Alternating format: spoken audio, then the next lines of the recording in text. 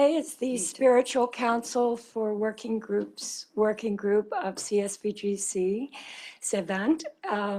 We're very proud today that this all happened really from spiritual happenings that was initiated through a meeting that came about in July through one of our colleagues from India, from the Sri Ramanuja Mission Trust, and her name was Jyoti Nalari.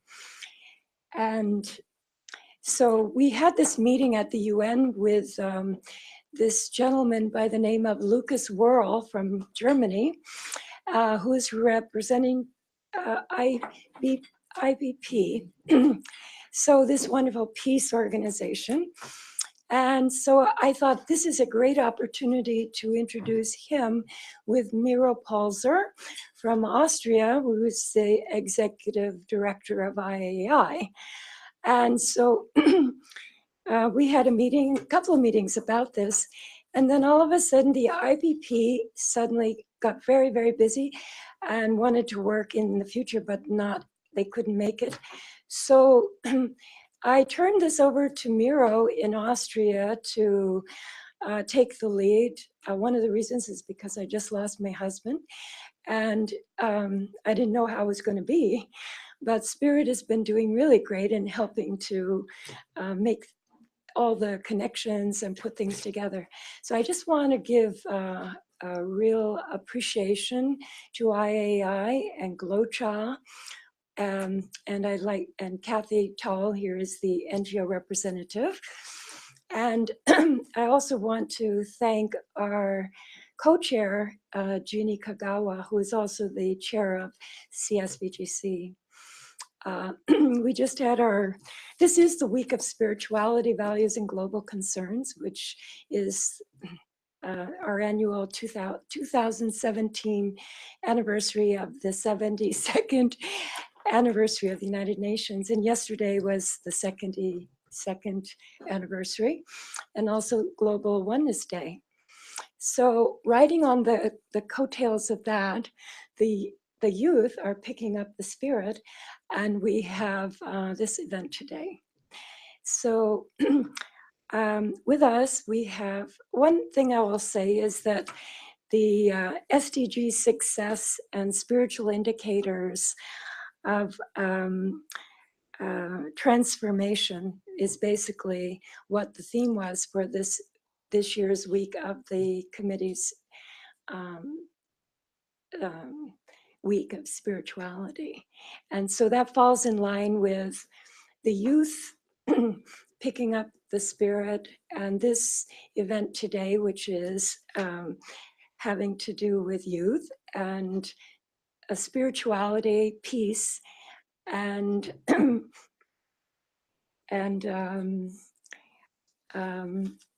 what is the last word? The last word of this? What is it? Social justice. Social justice, that's it. So we're focusing on SDG 15 and how important it is to have 16. Yes, social justice and also functioning organizations, how important it is to have strong institutions. And so I would like to introduce our wonderful guest, Christina Stevens, who is the IAI advisor, and also she's a love activist. We've known each other for quite some time, and I must say she's very bubbly, and she's spreading love all around the world. And we thank you so much for being with us today. And also we thank Elizabeth Dabney Hotchman, who is the founder of Kid Spirit. And that's rather appropriate that we would have her today. And they're celebrating their 10th anniversary, so we pulled her away. And she's here, and we're so grateful for that. Thank you so much for being here. And also, Dr. KV Achal Pathik from Sri Ramanuja Mission Trust, who I mentioned before.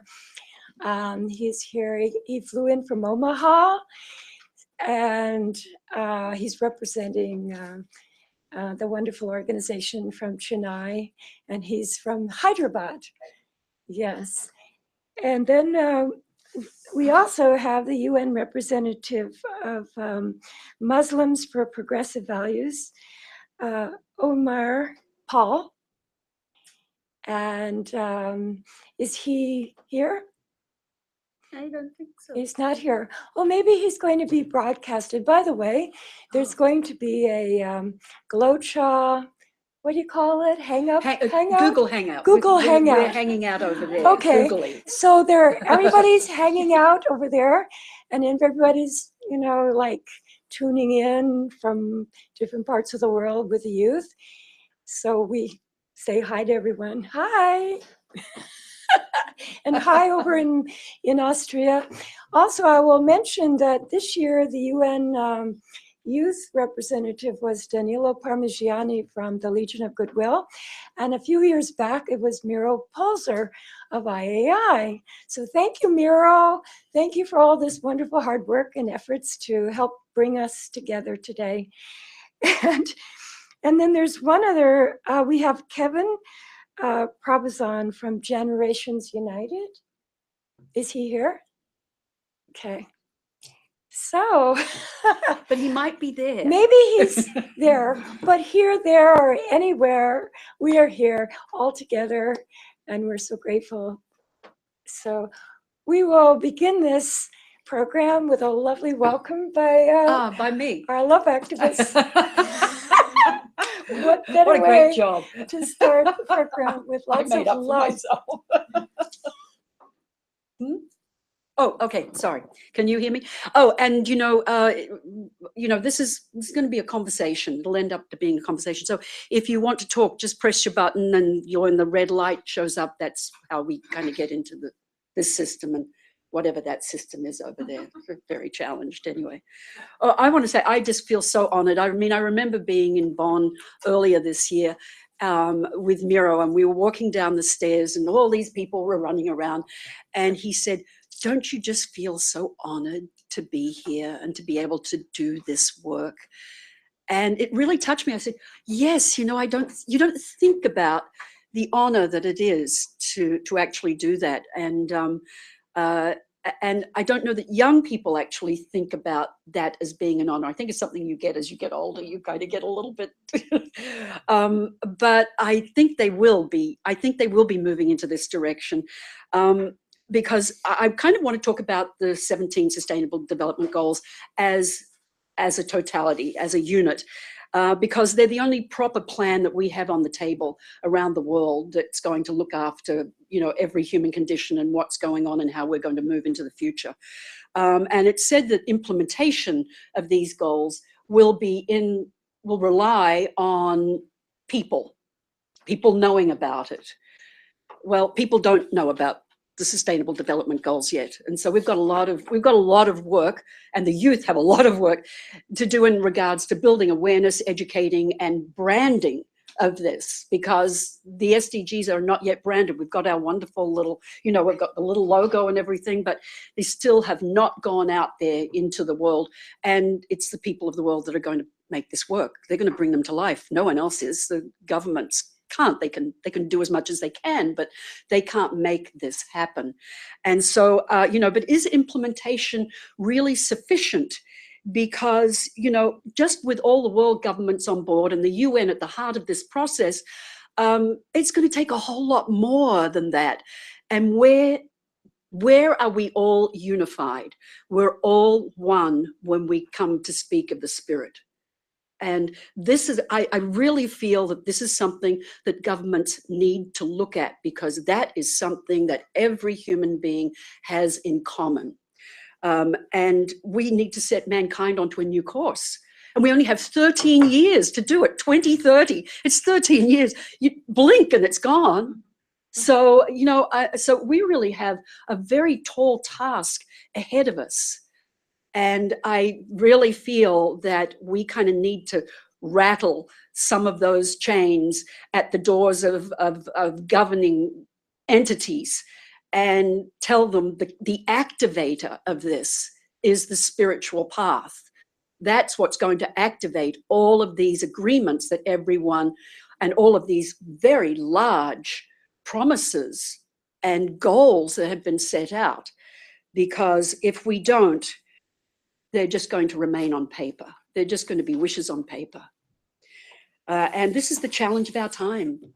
I really believe building the spiritual life and the spiritual experience into everything that we're doing is really where we are challenged now.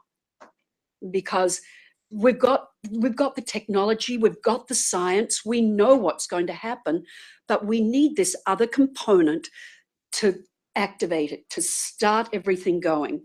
For example, Sustainable Development Goal number 1, end poverty in all its forms and promote shared prosperity by 2030. Well, there's a growing consensus in the international community that poverty poses a major, major challenge to global economic stability. So, but what can we do for that? What can we do? Well, Mother Teresa said, there will always be poverty when we don't share. Now, she was born into an affluent family, and when she was 8 years old, her father, they say he was murdered because he was quite a powerful man, and greed and corruption cast her and her mother and her 2 siblings into abject poverty. But nothing changed. Their values did not change.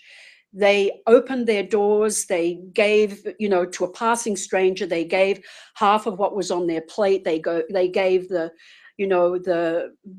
sweater from their back, because these were their values. It had nothing to do with what they had or what they had not. Nothing shifted. So why can't we do that? We can do that. I mean, this is not a difficult thing for us to do, because to activate the spiritual button is the easiest of all. It's the easiest. We've all got these hearts beating. I mean, my goodness, we're here in the corridors, in the hallways of the UN Foundation. Now, many years ago, Ted Turner saw the UN debt, and he said, he went over to the then Secretary General, Kofi Annan, and he said, Kofi, I've decided I'm going to give you that $1 billion. And Kofi started laughing, and he said, I thought he was joking. But then I looked at him and I said, my God, he's serious.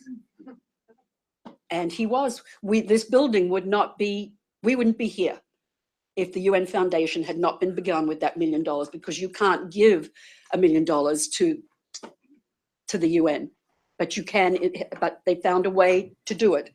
And a few years after that, Ted lost half of his fortune.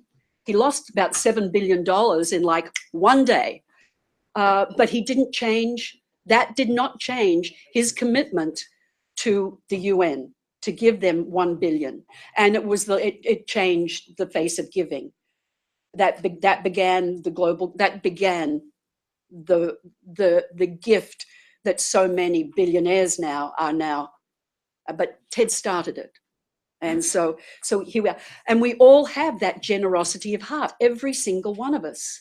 And I really believe that we can activate this with tapping into that. And I think we should, as I said, I think we should just like rattle those doors and kick down the doors if we can to all the governing bodies and tell them that we need to put the spiritual world and the tone and the words of spirituality, like trust. I mean, how are young girls, Sustainable Development number 5, how are young girls and women going to get gender equality? How are they going to not be tortured or whatever is happening to them in certain parts of the world if we don't build up their spirit as well? Because it's the law of attraction, I mean, so we have to work with them and build them up. How are they going to know their dreams and their desires? How are they going to have greater self-confidence to walk into the world and to expect that they should have a good life when they don't know anything more than that? They don't get an education. They're not given this. But then on the other hand, their fellow man They have to be able to trust their fellow man. How are we going to build that up in them when they've not been given this yet? And I think it's the responsibility of governing bodies to build this up, to be actually put this into the dialogue and into these agreements, so that, and initiatives and innovations, so that they incentivize, so that they reward, so that they actually participate in the spiritual growth of their people. Because if they do that, we can activate this. We only have 13 years. It's all we have. And I know the young people are the ones that can really knock on those doors without worrying about what anyone says to them. So anyway, that's all I wanted to put out there today. I know it looks like this because I've been working on this concept for a very long time, but I'm talking to people who know nothing, but I'm talking to you who know it all. So, you know, we're all sitting here with so thank goodness. So whatever I've been writing and posting is, I hope we can do something together. I really would like to ignite this together. So thank you for coming. Thank you very much. I want to take this opportunity, first of all, to thank you, because you have so much passion and love for what you do, and it shows in what you speak. Oh. So we're really, really grateful to you for sharing that, because you can really tell. And I'm sure that it's going to move mountains. I believe we can. Yes. I believe we can. And, you know what? Hold on. There's a quote I want to read, because it says it all. And it's a quote from Carl Sagan. And where is it? He said, "Science is not only compatible with spirituality, it's a profound source of spirituality. When we recognize our place in an immensity of light years and in the passage of ages, when we grasp the intricacy, the beauty, and subtlety of life, then that soaring feeling, that sense of elation and humility combined, is surely spiritual. So are our emotions in the presence of great art and music and literature, or acts of exemplary selfless courage. The notion that science and spirituality are somehow mutually exclusive does a disservice to both." So he brings in music. I know it's Totally so beautiful. perfect. I'm sorry, I kind of passed over that. Thank you for not letting that go by. Yeah. Because that's the whole picture, and that's a wonderful way to start this program. Thank you so much. Thank you. So I want to introduce our co-chair. I forgot to mention that I'm the co-chair of this, along with Jeannie Kagawa, who's the chair of the Committee of Spirituality, Values, and Global Concerns of New York. And I was a previous chair before Jeannie. And so we're so happy that she's with us. And she's going to say a few words later. And thank you for joining us as well. I was wondering if, no problem at all. I'm just glad you're here, because I thought maybe you were on the hangout. Yes, we didn't know if you were going to appear there. All things. So the next person I'd like to introduce to you is the founder of Kid Spirit. And I mentioned her before, but now I'm going to let her mention about her organization. I can't wait to hear about it. Oh, thank you so much. My name is Elizabeth Dabney Hockman, and I founded Kid Spirit, which is an organization by and for kids around the world, 11 to 17-year-olds of all backgrounds and traditions, all walks of life, all places. Anyone with access to a computer, which is not everyone, but it's a lot of people, kids can get involved and submit their own poetry, artwork, and writing on topics that they care about. They set the editorial agenda. We work with kids. We've published kids from 19 different countries and all over this country.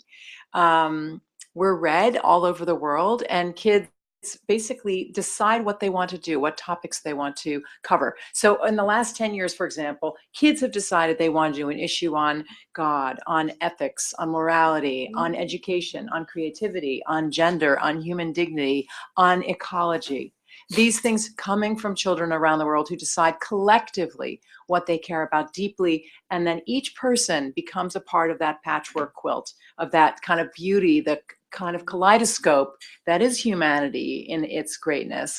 And so when kids come together in that spirit, whatever tradition they happen to come from, we give them a voice, we give them a platform to share respectfully with each other, and to share kind of their light, their beauty, and to really get to know each other in a safe and embracing environment that is youth-led. So it's an empowering experience that very few children, up until recently, are invited to partake of their own kind of spiritual development and process, both individually within themselves, in a collective environment where they can share with other kids who might seem very different from them. But of course, part of the discovery, no matter where you live, is they're not that different, really. The superficial aspects or the differences in their lives are maybe very evident, but underneath that, they can sense their common humanity, and in that, they can discover and nurture the people they want to become, the people they want to be. And so it's really a great pleasure, and really it's a privilege to be able to work with kids in this way. And so I just wanted to share with you that we have networks of kids who are writing content now, and in 2 weeks' time in New York City, we're gathering kids from all over the country and a bunch of other countries who are traveling to celebrate our 10th anniversary of publishing this kind of joyous experience, really, and putting it together. So anyway, I'm very happy to be here and to be part of the conversation. Thank you for introducing me. My pleasure. How can people get a copy of the Kid Spirit? Well, all of our work is online. So in 10 years, we've done 40 issues. So 40 huge topics, all written and edited. It's really very moving, actually. If you go to kidspiritonline.com, you can see all of our content. It's there. And it's, I mean, artwork, everything, galleries, videos, everything you can imagine, poetry. Yeah? Can you repeat the website? Yes. Kid Spirit with one S, not Kids Spirit, but just kidspiritonline.com. And I have, if anybody would like a pamphlet or something with a little more information, I brought some today.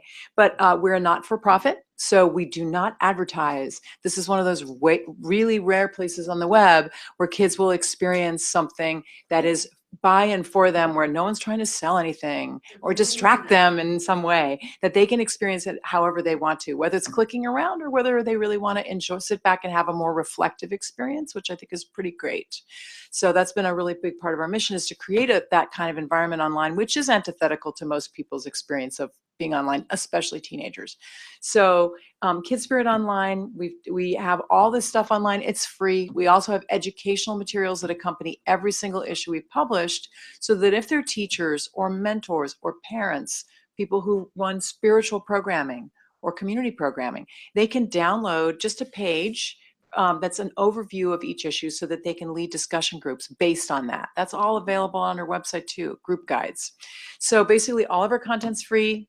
Once a year we do a book. So once a year there's like a book that if somebody wants to purchase a book, we have those available for sale, but all of our content's on the web and it's free. It's pretty great. Thank you for asking. On your 10th anniversary. Thank you. And for all the good work you have done. Thank you. And if there's any way how we can support you, empower you. Thanks so You much. look like It's you're doing awesome. quite well. I think what's really great is for each of you in your communities, if you know and work with kids, to share this information, or if you work with teachers or people who would be interested in getting involved. We work with kids in the most fabulous and interesting ways. It's just amazing. We work sometimes through teachers, sometimes through religious institutions, sometimes through public libraries, sometimes just with like some kid who gathers their friends and says, I have to do this. The first time that happened, a child in India came to New York to get an award from Kid Spirit, went back to her home and said, I have to do this. And she did. And since then, we've had bigger and bigger groups in India. So we have several groups in India. They're very lively. And a bunch of them are coming over, from India for our big events. So this happens, in magical and mysterious ways. But sometimes it can be nurtured by the adults, in our midst. So if you do work with kids, or you know people who do, please, talk to me or pass on this information. It's free. It's available to all. The richer the conversation, the more kids who get involved, the better it is, really. Yeah. May I ask you, how did this begin? How did it start? I founded it because I felt that kids needed an alternative media outlet, especially at the time, I was really thinking the sort of transitional age around 13 is sort of undernourished. That kids, especially if they don't have a spiritual community, may not feel that they have mooring or anchoring in their lives as they enter adolescence. And then I feel like grade school, we do a bit better, and college and high school is a little better, but middle school is often neglected. And that's a crucial period, as we all know, for development. So I thought, wouldn't it be great if we could put kids in charge of something meaningful, that they would really have an important way of leading, but also doing collaborative work across building bridges, essentially. So it started off that way some time ago, but I think it was also just looking at the media landscape for kids was a bit discouraging. And as it went along, our age group got older simply by virtue of the fact that the kids who were involved didn't want to stop. So now we work with 11 to 17-year-olds. They didn't want to age off, at 16. And so they're, oh, really? Do we have to stop doing this just because of a number? Of course not. So it's basically 6 to 12th graders, which is very wide. And most people don't attempt, doing kind of almost intergenerational big, divides in adolescent like growth and development. But we do that. There's a real benefit to it that's a little bit that you wouldn't typically hear about. And I think it's just the mixed age thing is kind of beautiful. There's obviously a way in which younger kids look up to their elders and stretch them. But there's also this beautiful way in which the older kids are stretched by the younger ones, and they don't necessarily know that until they experience it. And they think, there's that light. Because it's, as we all know, as you grow through adolescence, it's sometimes hard to maintain the natural connection to your goodness, right? Yes. When you're self-conscious, right? It's harder. And so sometimes the older kids are, I think, amazed by what's in their midst when they're reading the work of a younger child or experiencing the honest thinking of a younger person. So, and it's frankly, I have found, and this is just my own, in my own experience, being exposed to kids like this is inspiring for us adults, but it's also there's something we can learn from at least I feel this, from connecting with kids because of their authenticity, right? And their essential goodness, which we all have, of course. But it's nice to connect with that when it's very close to the to the root of the person, because they're so little, right? So so it's pretty great, I've got to say. I'm happy to tell you more, but I don't want to take up too much time. But it's a very interesting experience. Yes, thank you so My much. pleasure. For sharing. Does anyone have any questions? Yes. Have you done an issue on the Sustainable Development Goals? Is this something that you might be able to take to them and see if there are ideas and projects and things that they can? We did a whole issue on climate change rather Yes. recently, which was pretty great. And Bill McKibben, we have one adult that is invited for each issue to participate in that issue. For example, when we did an issue on money, which the kids unanimously wanted to do, so interesting. We asked Lynn Twist to write for us because we had one adult writer. So for Bill McKibben, he wrote for our climate change issue, which is pretty great and very impassioned, as you would expect.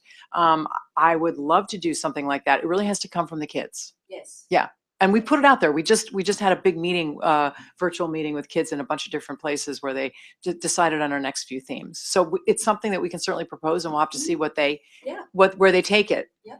But there's also a place for, I would add, even if a swath of kids didn't choose it as their overarching theme, sometimes kids will want to do just a feature article on it. So that's possible too. Okay. Yeah. Have you done creativity yet? We have, but I mean, it's due to come back. Of course. For sure.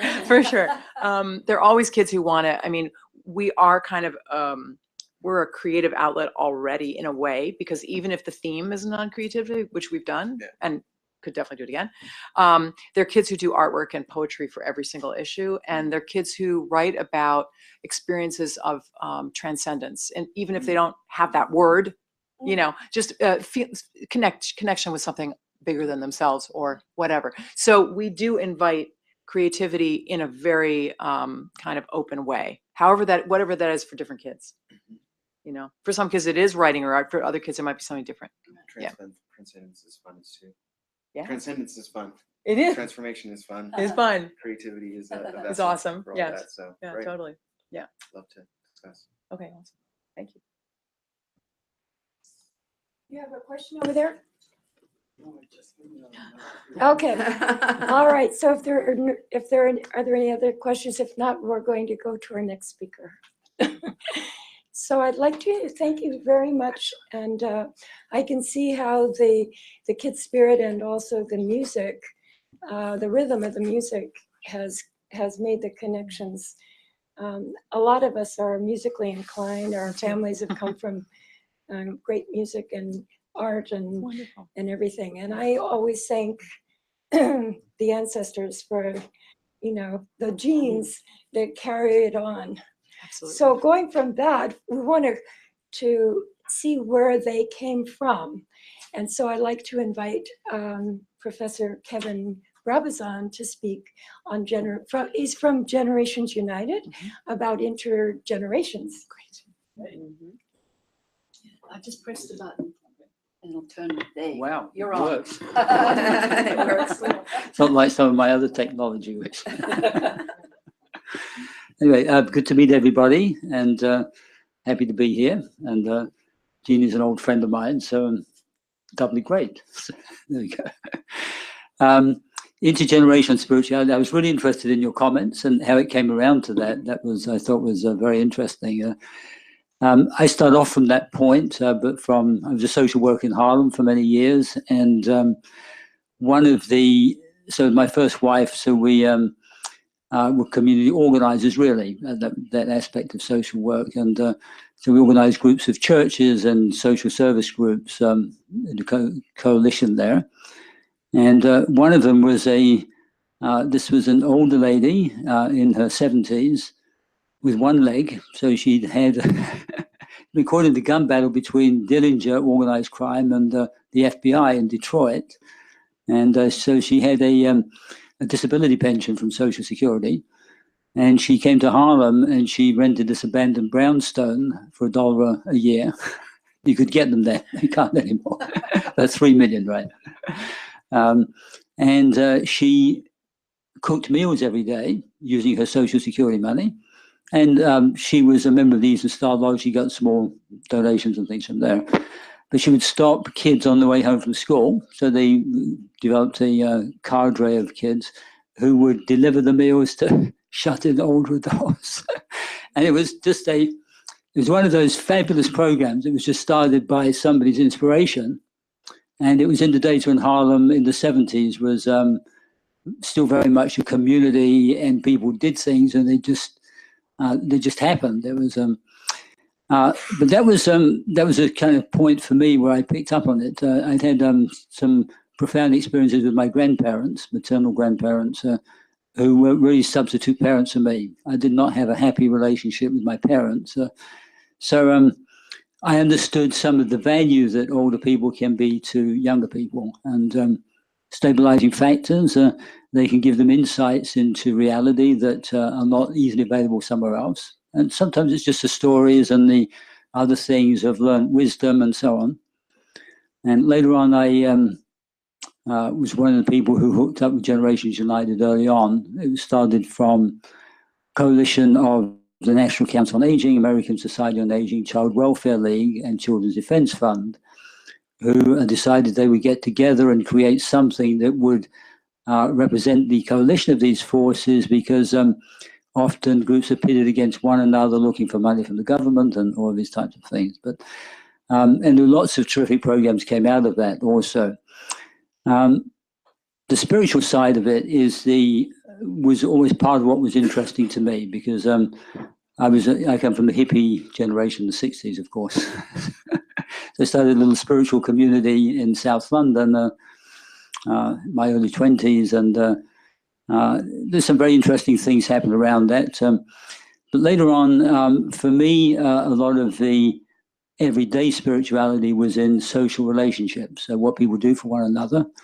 And which is, interestingly, I was so impressed by your comments on science and spirituality, because that's also one of my real interests as well. There's a trend in evolutionary biology today that Darwin was not correct on a number of key things, that altruism is a primary driving force in evolution. And David Sloan Wilson, who is one of the well, the architect is not the only one. There's a whole coalition of people around this, and the paradigm is shifting. Comes from somewhat, I say somewhat atheistic. There aren't very many true atheists in the world, more agnosticism. But for him, this has become one of the opening doors for a kind of reality of the divine. So through science, this is the kind of evolutionary aspect through altruism is it's a kind of symbolic or representative of the power of love. It's just a real, very core of it's not the dog eat dog, survival of the fittest of Darwin.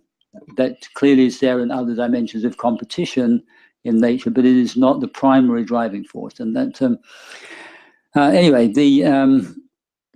that in human society is also, for me, is one of the key factors. It's the just give me one moment here. So it's the expressions of love and caring between people that is one of the more fundamental things that shows up in every religion. You know, mercy, love, kindness that are there in charity. In every religion you can find. There's lots of other common features in spiritual experience and so on. But for me, the practical expression in daily life is birth of babies, altruistic care of one another. And so this is the kind of avenue I pursued. And what I found a lot through the intergenerational paradigm is the experience that I had when I was a child, and the ability for younger children to easily relate to an older person because they don't see the wrinkles particularly. And if you ask, I've done this a number of times, if you ask children to draw pictures of they might not write something, but draw pictures of their grandparents, they put smiley faces and very nice things. If you ask them to draw a picture of an older adult, they have a cane and the wrinkles. But it's the personal dynamic of seeing beyond these things where it's naturally that way. That was as part of the important part of it, and or seeing the person, the real person, and the intergenerational interactions do these types of things. So I've worked with at-risk teenagers from high school dropping out or thinking about dropping out, not showing up for school, all the other things, and they invariably when they put in a relationship with, I say invariably, but on average, I'm a statistician also, but when put in real relationships with older people and some caregiving relationships, home visiting and all sorts of things like this. Scotia Glendale School near Albany Middle School that has a home reassurance program, they call, and it's run by the kids. There's a teacher who kind of behind the scenes keeps an eye on things, but it's a terrific program. They call the older person every day, and if somebody's not able to do it that day, they report to one another and somebody else fills in for them and so on. They have conversations, they reduce the isolation of the older person, and they also call on intervention if there's a problem. So if there's a service issue that needs to be dealt with them. Anyway, just another part of that, but that can happen quite easily. It just requires a bit of initiative.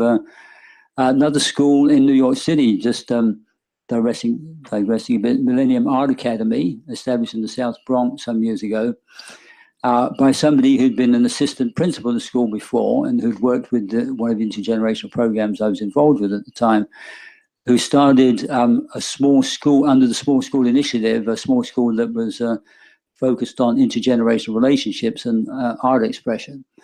And they had older adults would come into the school and they would interview them in groups. There would be like 4 kids for one older adult, and they would write their life story up, and they would present it either as literature or multimedia presentation or other types of art. And they had a group called Elder Share the Art who worked with them on this. And the kids were fantastic. I mean, these were kids from the South Bronx, so there's no cherry picking or creaming off the top. First 4 years of the school, 92.5% graduated in 4 years from the high school. And this was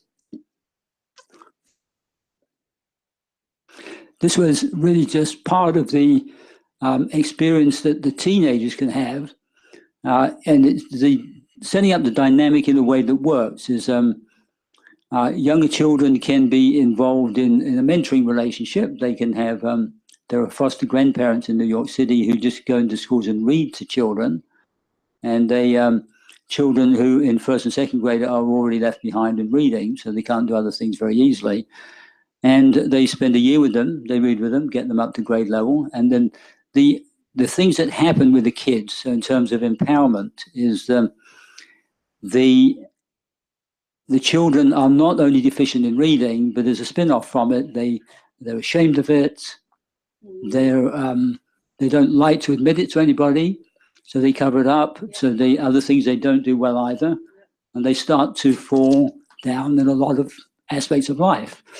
But the reading program with the one-on-one attention of an older person produces really kind of, I mean, they would call them miraculous, but they're almost miraculous types of results.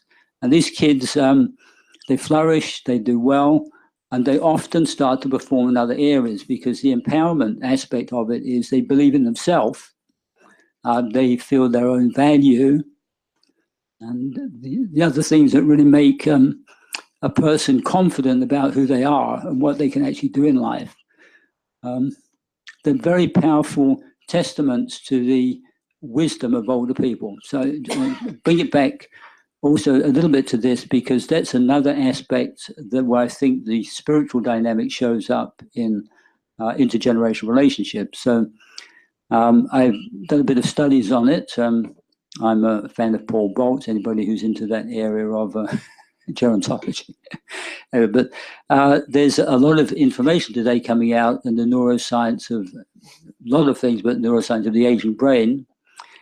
And there is a lot of affirmation or validation for a lot of the theories and wisdom that actually are borne out in the physical sciences as well as the behavioral sciences. So people study things in behavioral sciences, but the rest of the world doesn't always take them very seriously because they feel you can, kind of read the results more easily and so on. But the physical sciences are more persuasive because it's like it's right there in front of you. You can see it, You can't quite touch it, but you can see it.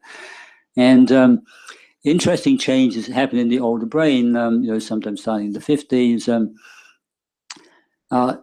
People use different parts of their brain for various things. And some of the dynamics that are present in younger people are not there in the same way in older people. The motivation from the limbic system, it's called the amygdala in the central brain, the impulses which are strong in younger people, and they don't have many influences coming from the higher cortex areas that mitigate against it, reflecting on things. So they act impulsively and so on. From a natural selection viewpoint, there's great merit in this because if you're faced with a woolly mammoth, so just we've got coincidental time periods, you don't wait to collect all the information on it, you act. So older people, on the other hand, the impulses become more moderated, and also the influence of the higher cortex of the learned behaviors have a profound influence on this. And the type of thinking is much more reflective, analytic, like Boltz compares it to engineering, where you look at what's there and then it's a reflective process in terms of how you relate to it and so on. But the changes that happen, there's some cool ones on the two hemispheres of the brain also. Older people tend to use both hemispheres of the brain for the same task, because younger people use one or the other, mostly, not entirely, but mostly. If it's a logical task, it's more left brain. If it's a creative task and so on, or intuitive, to the right brain. But older people combine both together. So they bring not only the knowledge and the logic, but the affect and the feeling as well to the same task. So when they interact with younger people, the wisdom in a practical sense is it's a caring aspect as well as a knowledge base. And this shows up in their inclinations. I've started to call wisdom the 10th intelligence after Gardner's 9 intelligences. But there's a 10th one, which I think is distinctive enough and it's the only one that is altruistic. So the older persons, this is looking at some of Erik Erikson's developmental psychology. The last stage of life is it's a return to generativity of the parents, of the adult generation, but on a more of a social level. It isn't only oriented within the family.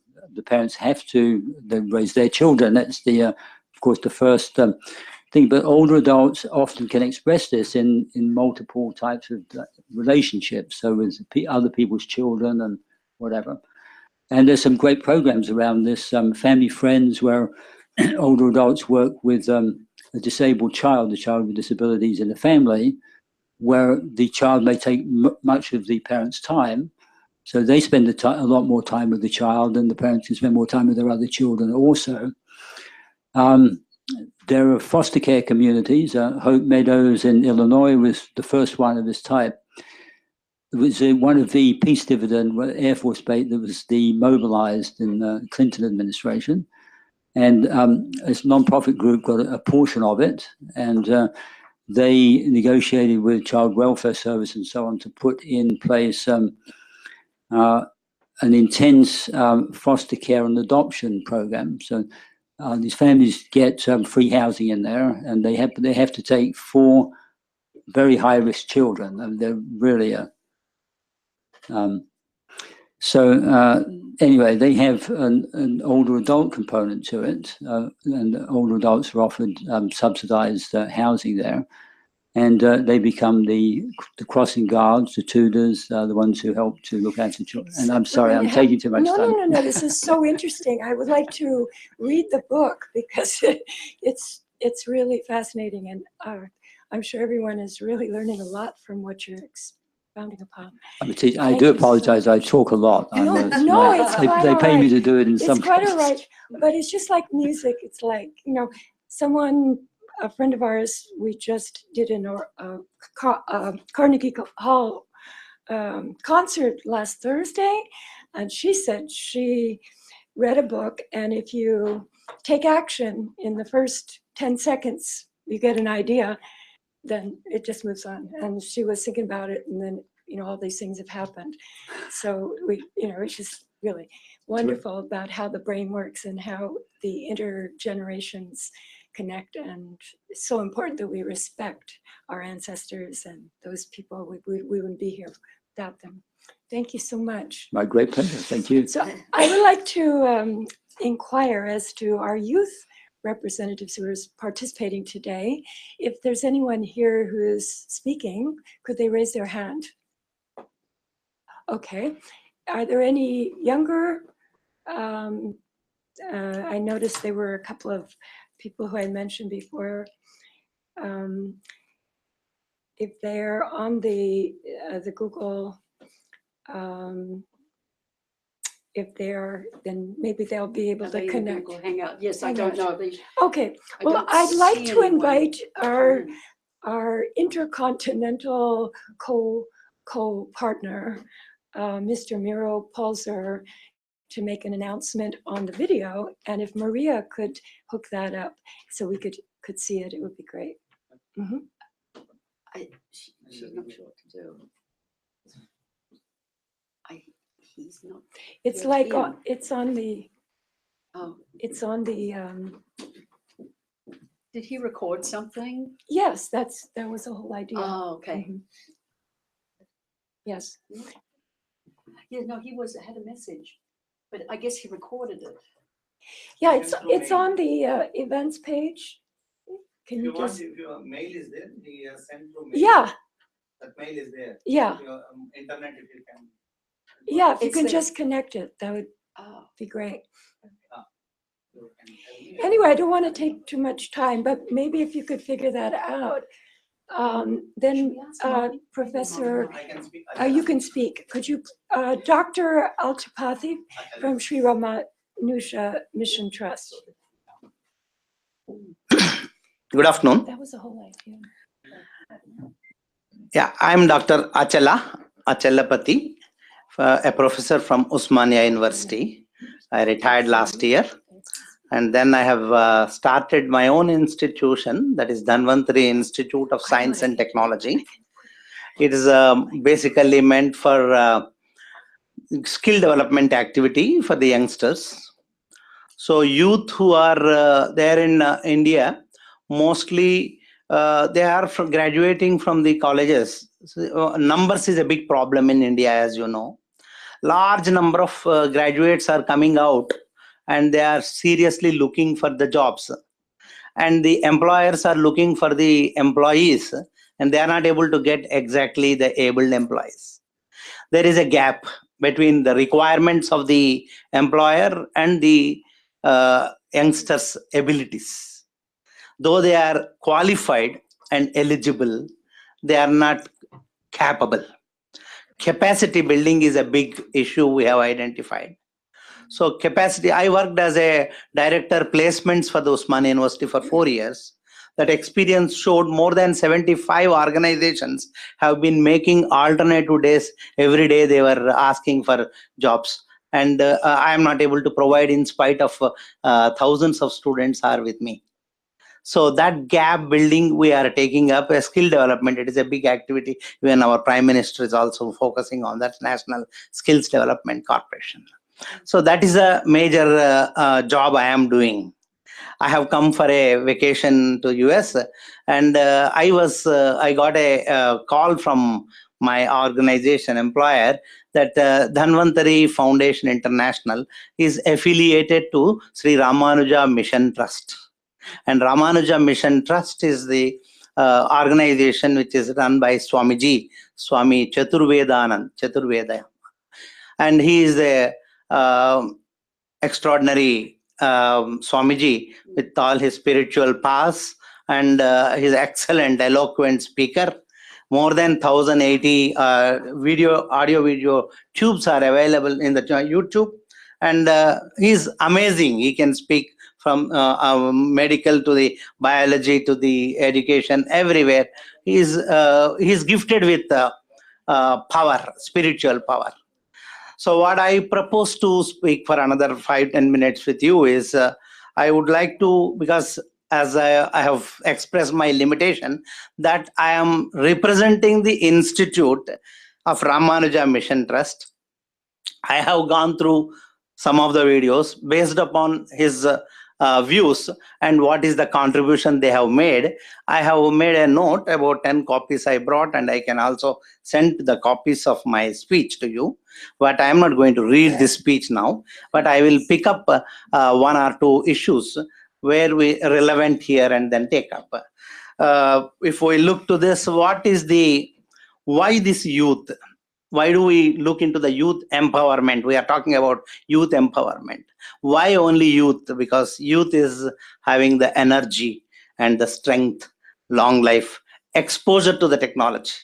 Many of the things, we can't even, I'll be taking support from my granddaughter or a daughter to get the things done also. So that is the thing we have advantage youth. And of course they have there's a youth, but all youth we are not really coming forward.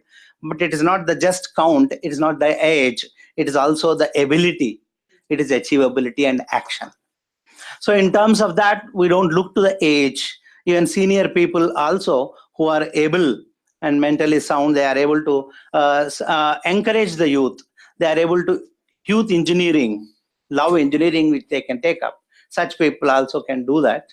And this youth empowerment, we are focusing on, number 1, youth count, youth capability. Number point of view, as you know, we are demographic from dividend we have in our country. That largest number of youth we have next to China. So that is the count, capability, contribution, team building and action. So taking the team building and action into account, our Swamiji focused on giving a thought leadership. So he has picked up the organizations which can build up the grassroots mobilizing. Starting from Chennai, to the entire southern part from 2005 to 2010 they have done, and 2006 up to 2000 to 2006 they have done, and 2006 to 2010 they focused on a northern part, and now more than 8 or 9 countries around this his activity is spread. I would like to read out just what exactly he means by spirituality and how it is linked to this. I'll just take 2 minutes here. Materialistic view, if we look into it, it's a flow of energy, strength, and power. It should be imbibed at the childhood level itself. One has to think and know himself through the body of others.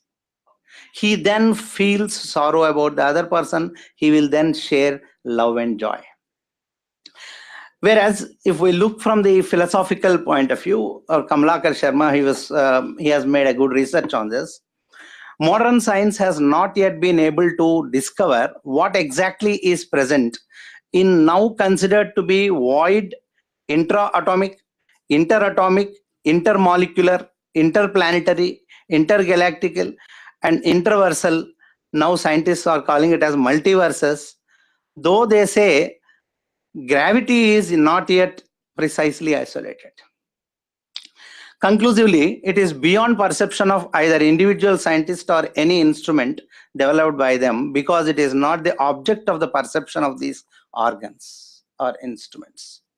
It is the universal consciousness which is all pervading and ever existing and can only be perceived by purified, sharpened, meditated, concentrated thought. I quote Bhagavad Gita here, chapter 13 and shloka 30th. Yadha bhuta prasak bhavam ekastham pashyati tata evacha vistaram brahma sampadyate tata deva. Here it is the need of the hour for the youth to train, habituate such purity of thought to attain universal consciousness, which will boon everything every time. Whereas by prevailing of beg, borrow, and steal, nothing can happen. And it is proved that both the earner and earned will vanish over a period. So that is the philosophy behind this. Keeping this into account, the indicators we have taken as love and joy sharing. As rightly mentioned by 2 speakers, both of you have said you have actually experimented, and he has given the philosophical touch. Therefore, I don't want to repeat, but I would only say that love is the binder, love is the healer, and love is the thing which can bind the people and make the people to work. Even the employee, one passion to work can be developed only through love. And that love and joy of sharing joy and joy of sharing, both are different, as you know. So how do we make them to share? How do you enjoy the sharing? As rightly mentioned, how do we make the youth to learn to share to the others, to the marginalized, to the poor? That is the real empowerment we feel, and that can really bind, because people are they are some of them are pleasure oriented, they are merrymaking, they don't want to, they are totally misdirected.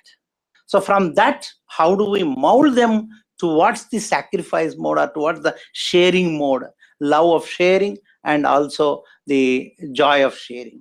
This particular part is to be encouraged, and for this purpose the organization, Ramanuja organization, has started more than 300 grassroots organizations are working different places to in the capacity building, motivating the people, and then giving a thought leadership over there, making them to work.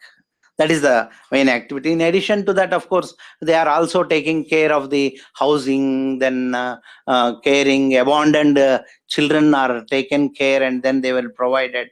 Because it was more the problems that you have, the super needy are to be identified on the basis of anger.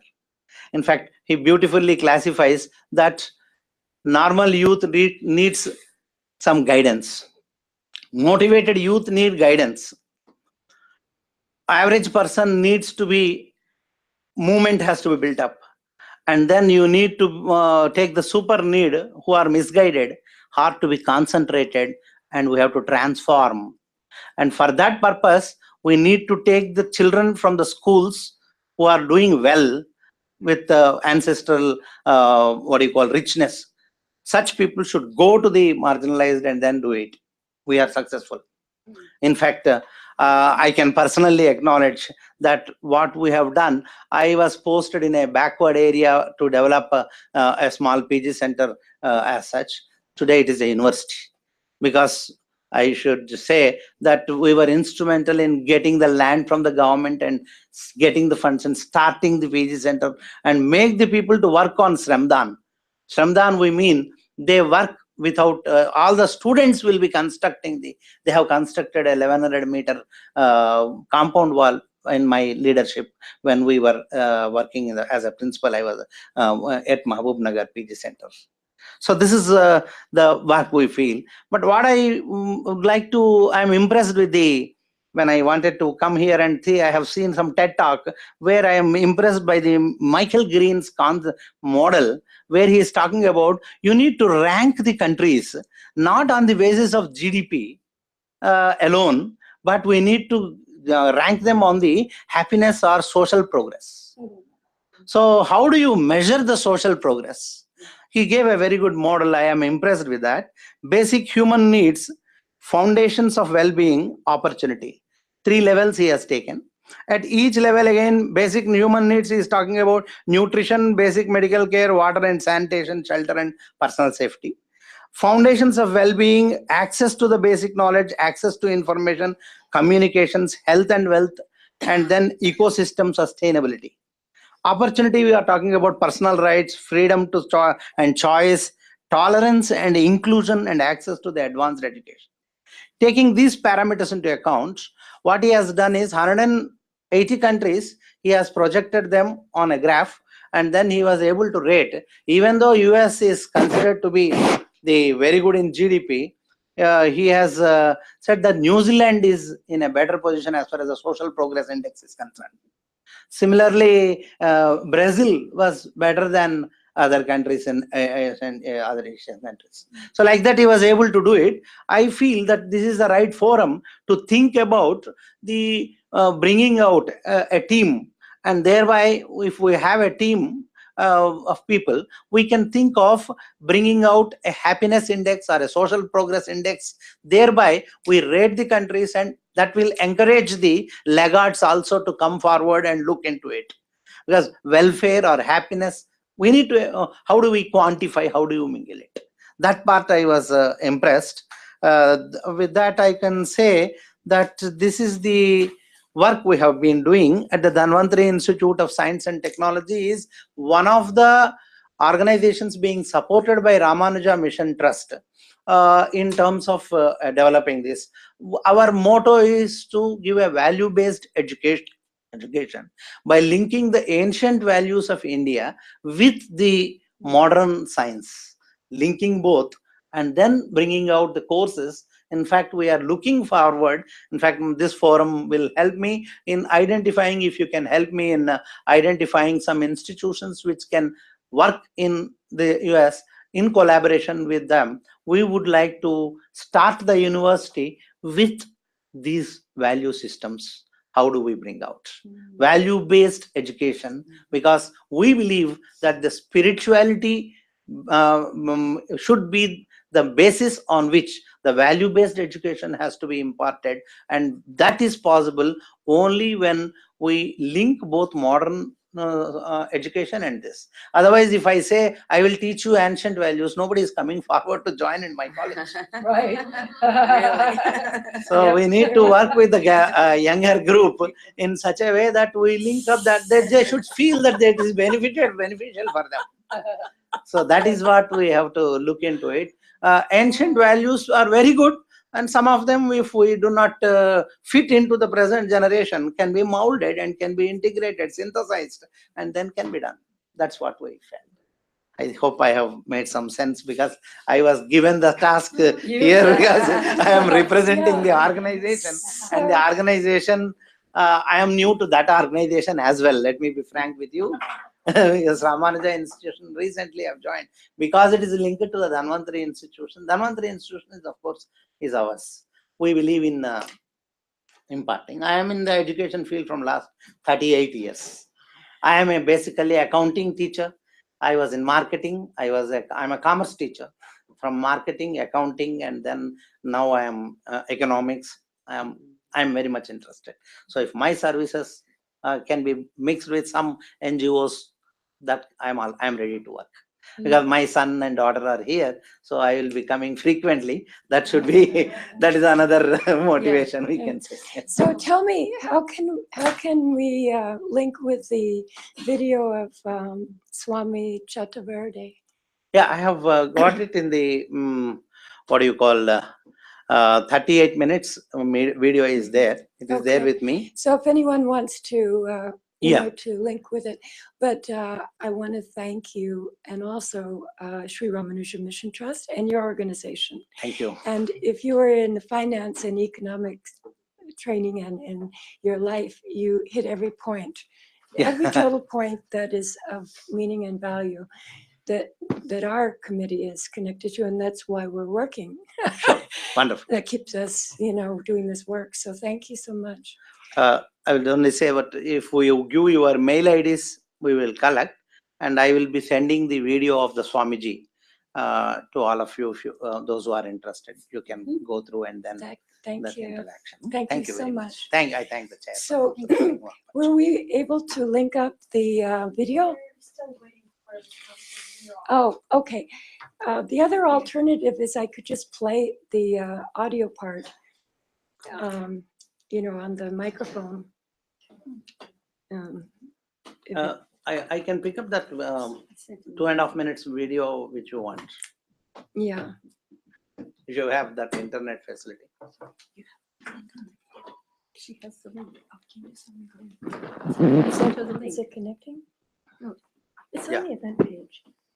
Okay, just give it 5 seconds. Okay. I'm not sure if it'll work, but we can try.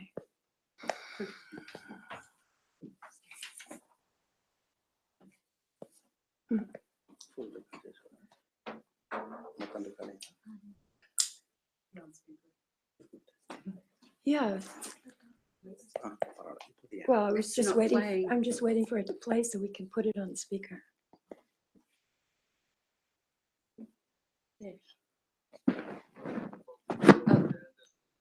Organization based in Frankfurt am Wörthersee, Austria. We are accredited to the United Nations. In you a few can? minutes. Okay. Okay, great. All right. Very good. Okay, I just didn't want you to miss this because it's an important message Yeah. from our co-partner and put so much efforts into today's program. So I would like to know, because this is about the youth, I would like to hear from some youth. And also, we want to give some time for interactive. We have 42 minutes, so it would be nice to hear your viewpoints, and if there is someone from the other side that wants to say something, from the youth, that would be great. We had a message here, the one of the persons, what was it? Let's see. Do you know that the year 2030, by the year 2030, the older people in the world will outnumber the young ones? So there's this massive opportunity that's going to pop up for you, and it's just around the corner. Yeah. So the intergenerational aspect, I think, is really going to become very, very important by then. But it is now, but it will rise up. I think that's I have a strong feeling of confidence in that. And Yeah. the movement of consciousness and a lot of other things that seem to be moving that direction. Yes. Also. It's, Yes. so anyway, it's great to hear you say that. Mm. We'll all be speaking the same language pretty soon. So maybe we could talk about, what the subject was today, about how to build the strong institutions. And we've been talking about the spirituality and also the music. That's my love. Yes. But, Aha, there it is. oh, there it is. Great. Wow, good work. Okay. Yay.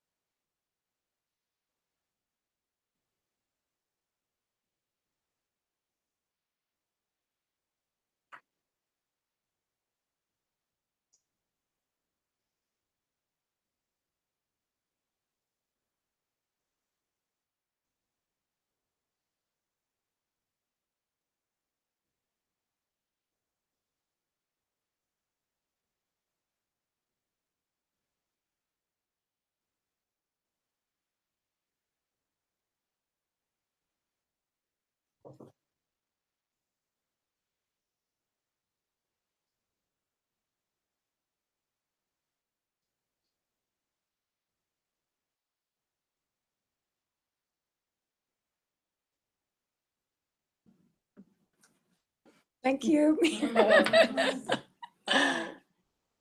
That's great.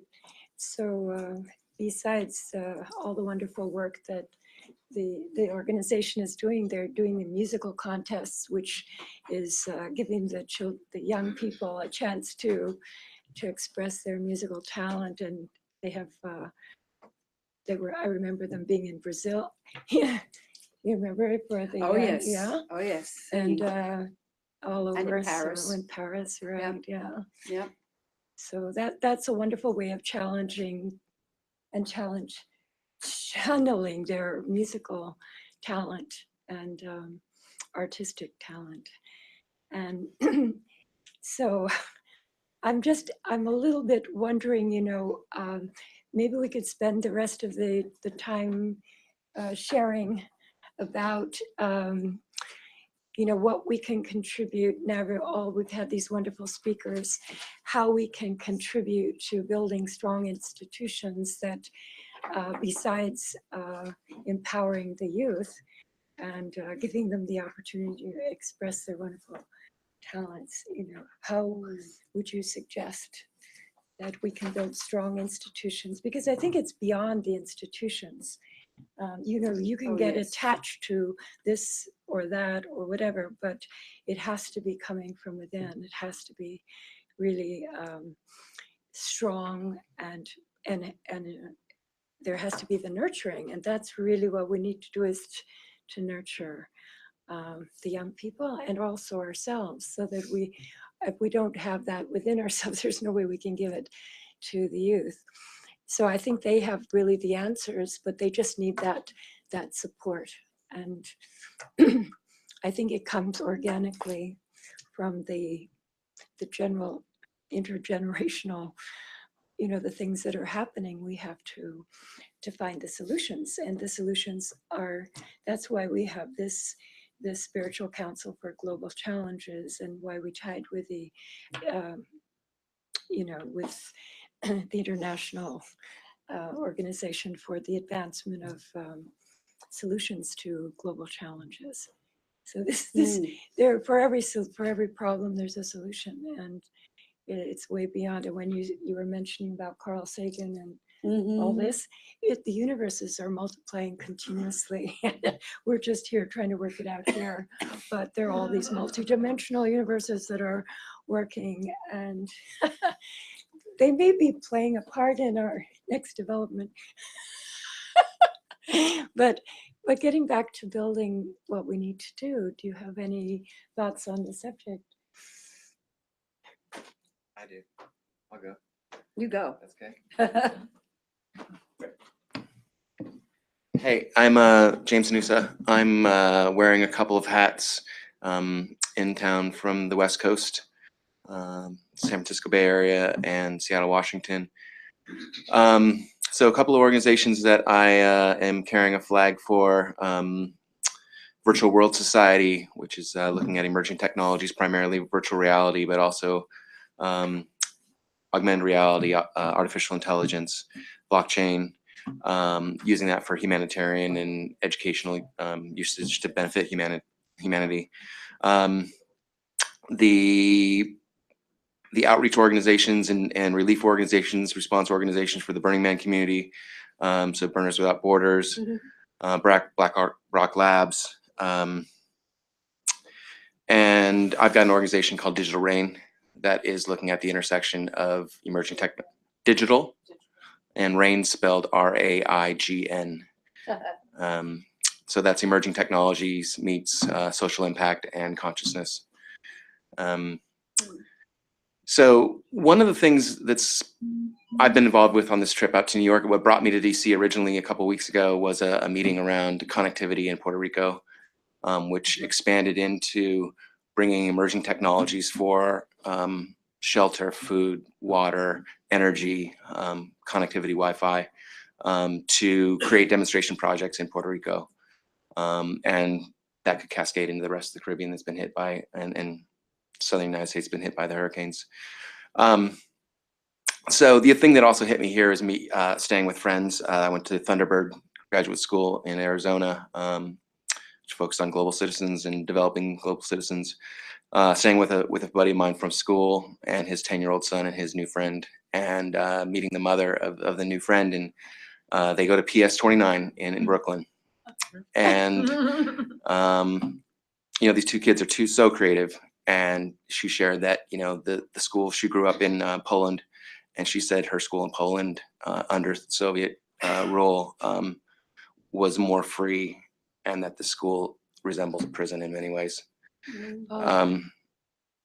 Maybe I've shared too much, but I think that's probably a universal these days in our urban areas, that our kids are getting pretty much locked down for their safety, probably, but also thinking about what they can do now. I'd like to see possibly a demonstration project of just choosing one place to start, to really bring this into the school systems, with a coalition of folks, and the innovation center that we're looking to create in Puerto Rico, co-develop, co-create, is probably going to be a school that we will utilize for some time, bring the demonstration projects to the school, open it up to NGOs coming into Puerto Rico, technology companies coming into Puerto Rico to help assist in the recovery effort. But it feels like this intersection of youth engagement and the spiritual community could combine with the technology community or the consciousness community. All of these in our minds are coming together.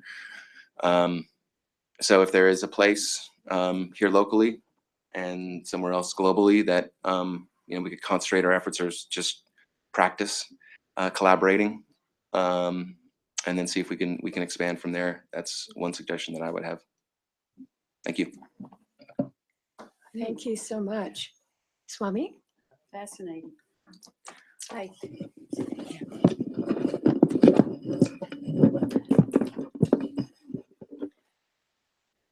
Hi, my name is Ronald Parmeshananda, Vice Chairing the CSVGC and also the President of CRNGO.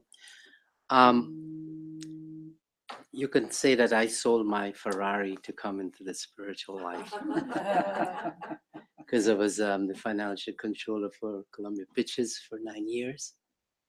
I never told her, right? Oh, you never told us. Yes, so I have a heavy financial background.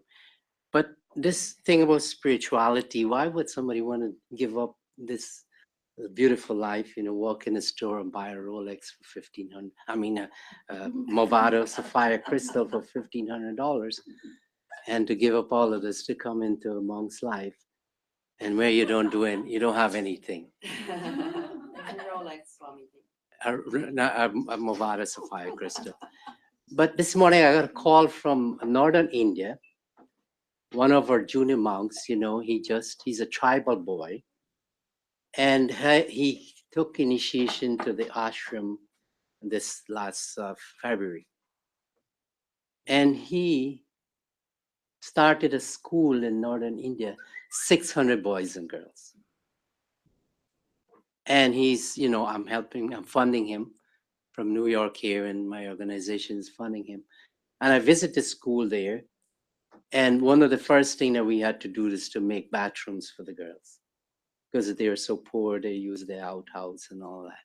So we were able to do that. And the classrooms were made of rusty zinc on the top and bamboo on the side. And there's very cold because he's coughing while he's talking to me. So there's that section there where people don't even have the basic needs. But we are able to give them computers. In Nepal, I went there in 1998. Boys were in the streets and they're in the cold, and they will burn this glue in this can, aluminum can, in the night. And when they inhale it, they'll go blank for like 8 hours. So we built this center, and we have 70 of them there. That's as much. And then in the school, the poor children, 170 of them be coming. And then also in northern India, I'm in India, Bihar, I'm running a school with tribal girls. And I actually went into the village, and these girls, they never had a shoe in the foot, and boys too. And the hair is all knotted and everything. And they live in this cold place. So we bring them a nice place to stay in. And they don't want to go back because we can only keep them for a certain amount of time because there's a revolving door. So that when I see this and I see how fortunate we are that these basic needs are not being met, and when to see how they're living a very happy life.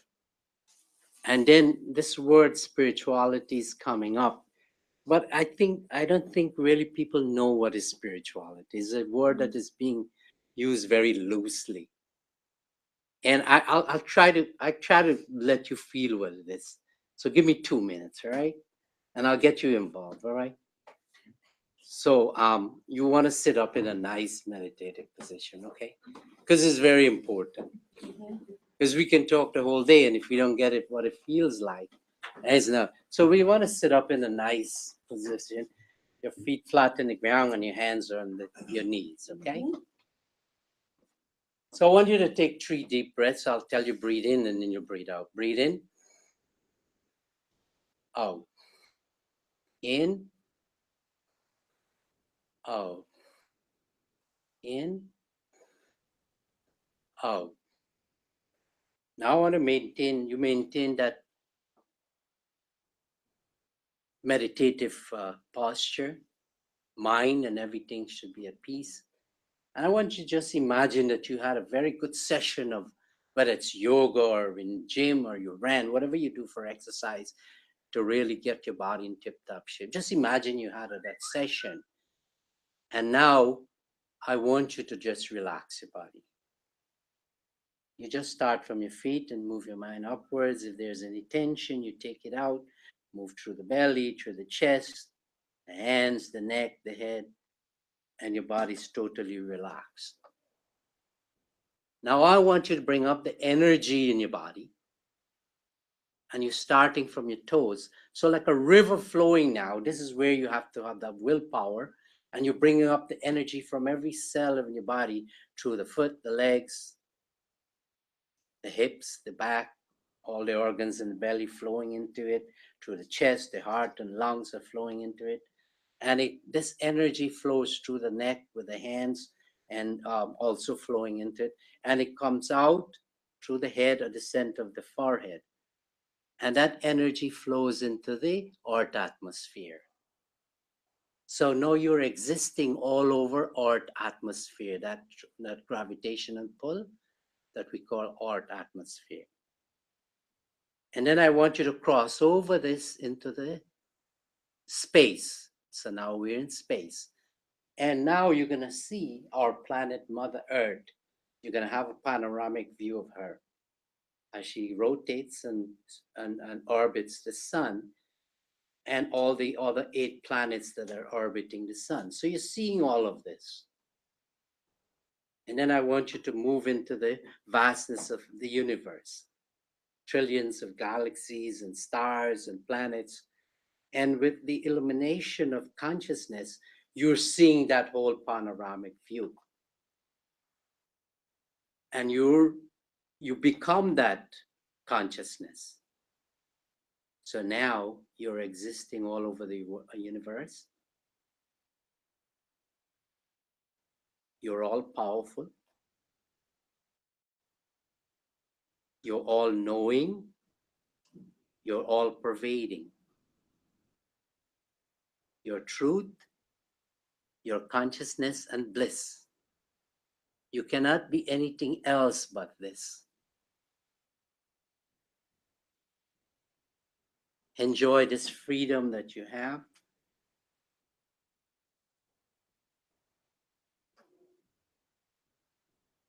Cannot be anything else but this consciousness. Now you can open your eyes. And that is spirituality.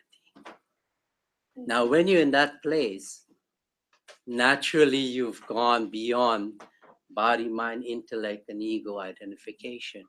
And it's only from that level that you can really perform service to humanity. Other than that, you're doing it with an ego. I did this. I went to Nepal. I created an ashram. I got boys there. And that in itself creates a roadblock to serving. So that is really spirituality. So when I was talking about, well, I did having ashrams all over there, this is only to sustain my spiritual life. Mm-hmm. And that's all it's doing.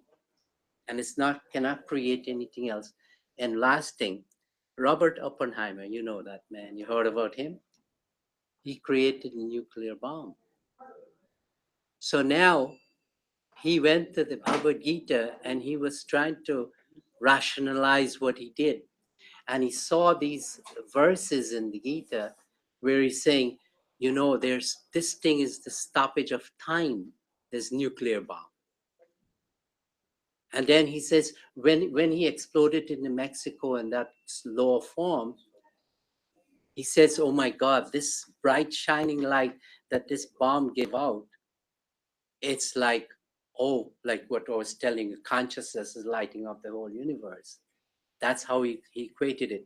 But he could not reach the point. He was trying his best to find the immortality of what he created. He can only see it at the level that we're seeing that what is happening from North Korea, with America, with all that's happening. So this spirituality is so relevant, and that's the spirituality that he was looking for, but he didn't receive it. So when we look at the world today, we have to understand that individually, we have to go to that place of spirituality. And collectively, we have to give that vibration.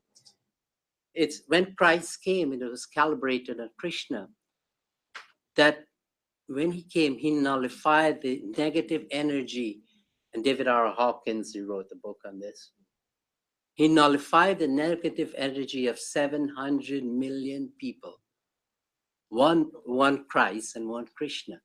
Imagine that if we individually develop this spirituality, what we'll do with the United Nations across the strait. That's really, really That's really, really astounding. So let's get some other people a chance to share before we finish our program. We have 20 more minutes. Would anyone else like to say anything? Yes. Thank you, Swami. Yes. Okay, great. Hi, everyone. I'm Tiana. I am a graduate student at Columbia Teachers College, and I'm in a program through the Spirituality Mind Body Institute with Dr. Lisa Miller. Thank you to everyone who has shared so far. It's been so inspiring to be here. I'm here for a class with Dr. Judy Kuryansky, who teaches psychology at the United Nations, and so I came across this I would say it was a synchronistic experience. So this is really great. So at the Spirituality Mind Body Institute, we are actively working to branch the worlds of science and spirituality together and bring that into conversation, not only at the institutional level, but in our communities. And a couple ways that we're doing that are through research, looking at how to bring spiritual programs into schools. I'm on a project that's at its very beginning stages of doing that. And through that, we've seen kind of spiritual programs that are already going on in the country and just studying how they are bringing spirituality to children, to youth, and to colleges has been really rich. So I would definitely be interested in talking to you more about that. Another way that we're doing that is we are implementing the first spiritual wellness center at Columbia that has ever been done before. So it's a really exciting experience. And the graduate students in my program are beginning to teach classes that have to do with everything from the chakra system to mindfulness, meditation, yoga, and we're just really trying to bring that into the school. And obviously there's such a need at the college level and the graduate student level, but of course for our youth. So we're trying to make that part of our daily conversation. So yeah, I just wanted to thank everybody for sharing, and it's been so wonderful to be here. And I hope that through SMBI and through looking at the Sustainable Development Goals and bringing that into the conversation with our youth, that we can really bring spirituality to the world. So thank you.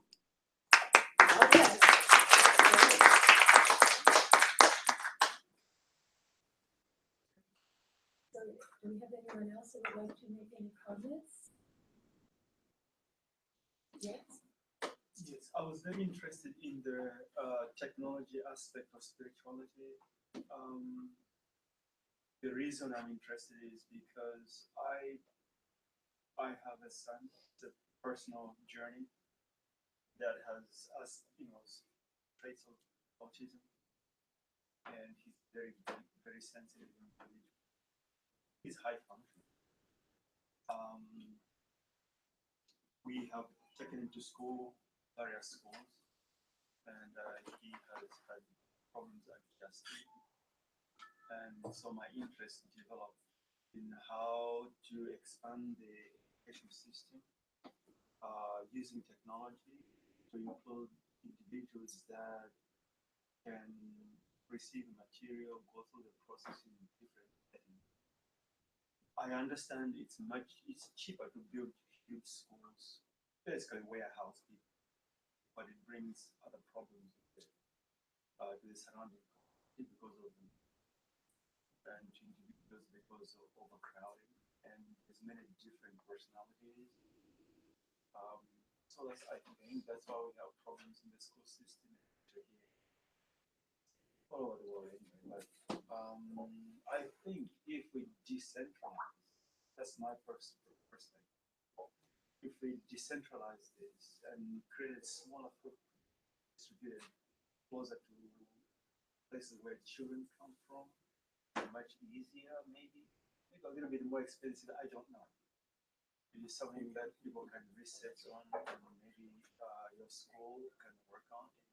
But I think virtual reality and technology can create a very impact. Some of the education for my child is homeschooling, and we do that through streaming. Yeah, things just like but I don't know. There's something I want to share with you. May I share something? I was just going to say you have a response, and then we have one other after you. Okay. Something I want to share with you. There's a group in Los Angeles called Exceptional Minds, and they take young people with autism and they are putting them to work in studios because they're using the focus and it's non-profit. You should look into this because you may be able to start another offshoot because it's just begun by a couple of people from the Directors Guild. That's how I got involved. You know, it's filmmakers just kind of said, "Why we've got to do something about this." And these young people are, you know, their lives have changed because they're using their talents. So it's called Exceptional Minds. I'll see if I can give you the link for them.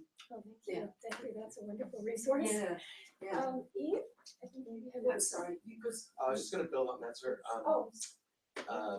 There's a pilot program. Pilot sounds a little. It's not experimental at all. But there's one family right now, Dr. Furness, who invented virtual reality 51 years ago through his nonprofit Virtual World Society, is working with a family with an son with autism in a program called Learning Living Rooms, and it's meant to bring families together to co-learn. And there in the program, there's one young boy with autism, and would be happy to put you in touch. Thank you. That's great. And Eve, Thank you. I'm Eve, and I'm here representing an NGO called the Academy for Future Science, which is a J.J. Hertak, and it's a South African NGO. They started in 2002. He's a metaphysician and written many books, which was Book of Enoch about 40 years ago, but many, and regarding spirituality and metaphysics, many things. The thing is the interconnectedness between us all, between it all, and thank you, Sharon, for inviting me, all of you. I'm just amazed at life because through my experience of life, I've discovered what truth is, and the interconnectedness between it all, between us all, and arts and science, technology, all the new levels that are coming to be alongside each other because it's necessary, because it's needed. And it's such an amazing truth, and I'm so grateful to be here. It's more will be revealed. It is revealed each moment, each day. And, well, you're very fortunate to be working with J.J. Hertak and Desiree. They're on yes, they're always traveling on a different realities and universes. And I don't know if you wrote the book, anybody read the book, The Keys of Enoch. But we used that book to do healing work with the light. And that was one of my first, before I even met him. I had no idea you were, that's great. And love is the answer. So I love that you're a love activist. Oh, yes. That's fantastic. Oh, yeah. That is. So, if we have any other comments, otherwise I would like our co-chair to say a few words. Well, good afternoon, No, everyone. wait a second. If there's anybody else that wants to say something, just All right. okay. Okay. All right. First, I'd like to acknowledge Sharon. I became the chair after she worked for about 8 years, right? Was it 8 years? And you know, she made a template for our committee on spirituality. So I just landed on her template and continued it. So I always have her in mind, and I always want to acknowledge her as the chair emeritus and the person who made the template for our committee to really keep holding that very important space. It's not easy at the UN to hold a space on spirituality. This is not a popular topic. And yet, you know, we're trying to find a way to communicate ourselves. I give all the credit to our teachers and spiritual masters. We had some who great, gave me the empowerment. yeah, it's been a very interesting journey, and she really did make the template. I landed on it, and I just continue. Well, I see a lot of elements in the room, and we're talking about so many different aspects of this youth empowerment and intergenerational. And I think most of us are the older generation, and I think without knowing it, there is this huge paradigm shift that's happening with the youth, and it's beyond our understanding. And I think, what's your name here? James. James is a good representative of this, actually.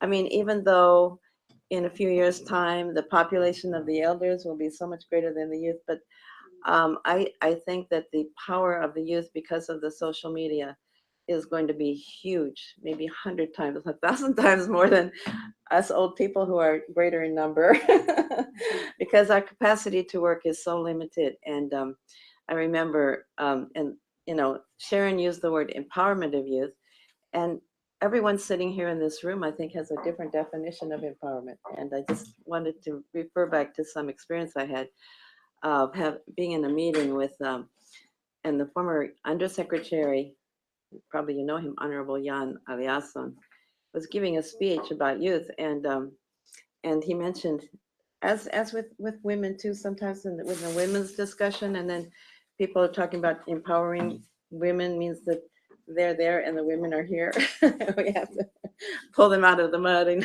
try to be equal. Somehow there's a feeling also, he said, why do we look at youth in a way that we're in a way in a better place, and then we have to bring the youth, empower them to be equal, instead of talking about youth as equal partners. And he actually said, from now on, we have to say equal partners. And I experienced myself that because of, even he used the word RAIN, RAIGN, and I'm thinking, what is that anyway? The language is different, and their technology is different, and they're going to go much faster and farther than us. So I find even in my own office, we're all 20 or 30 years in our organization, and then we brought this new kid in here who's an IT genius. She's a whiz, and she, we end up treating her as equal to us because we cannot live without her, what she's contributing to our outreach with her IT knowledge and her whiz makes her an equal partner to us in the office. I just see it on a micro level like that. But if elder people, we know we have the tradition, as our professor was saying, the ancient traditions. We know we have a lot more wisdom and the knowledge of the spirituality, Swamiji.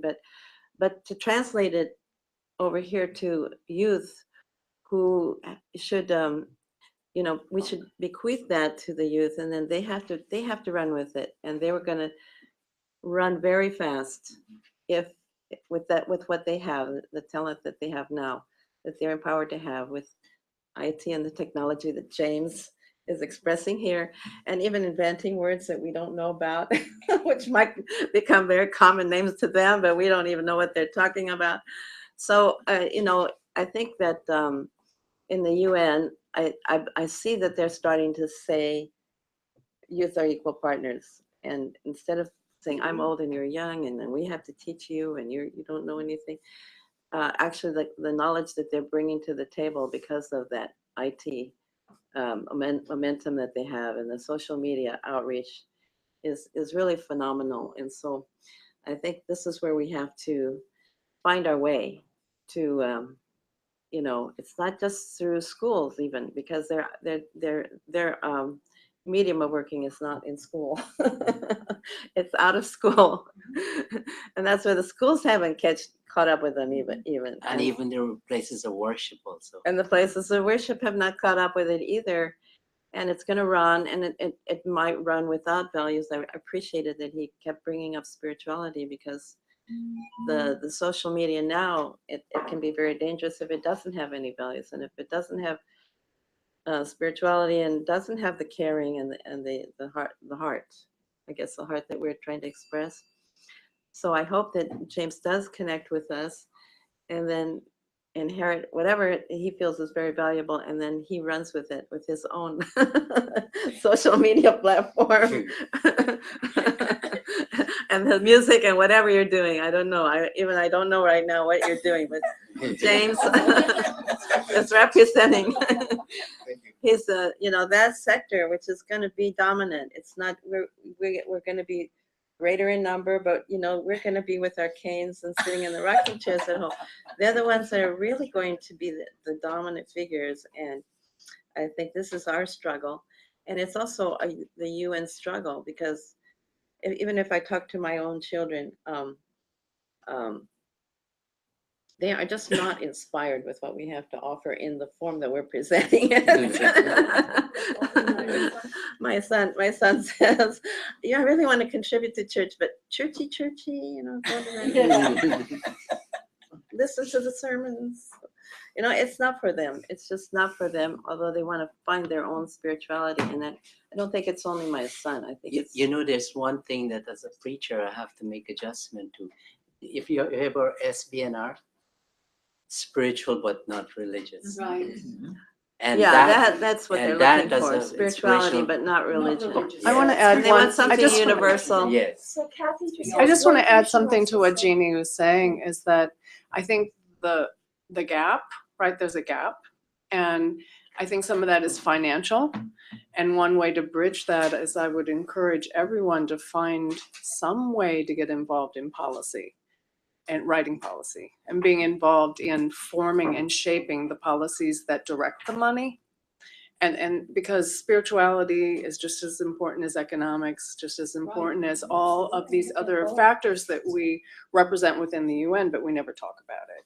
But it is very much predicated with money. I think Incentivized, yeah, really. it needs to be, rewarded. yeah. Yes. So if anyone can, find ways to, there's so many things going on with the NGO major groups. And there's ways to contribute if you're an NGO that is working with the UN. There's ways. I know Daniel was here before, and he's the head of the NGO major groups. Well, and then he left early. Yeah, he left early. And I think that's another symbol of what I'm talking about. Right. Because I think we got off on talking about the spiritual part, but it's about blending the two. It's really about the marriage of policy, spirituality, representation, and keeping that alive in all aspects. So that's Well, I'd also like to see how someone represented by James. I don't know who invited you, James. How did you find out about this meeting? Miroslav. Okay, Yeah. all right.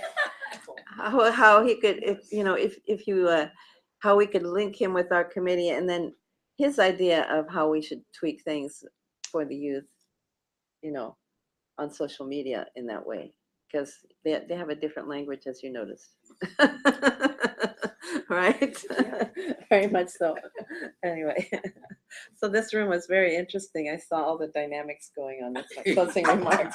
Thank you very much. That was great. So I just want to thank everyone. Originally, we had our chair of the moderator was to be Robbie Carper, who is, I'm sure you all know, he's the head of the women's and the youth and everything, but his wife's mother had a health issue and he had to fly to India.